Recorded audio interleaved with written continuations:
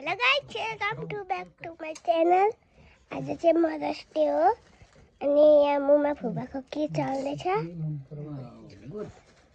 Wow, good. Okay, very good. Thank you. मुमा मुख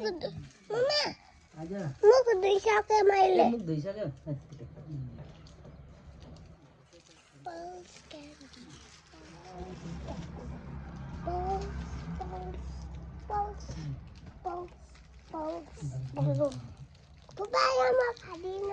म सान्डम लान्छु।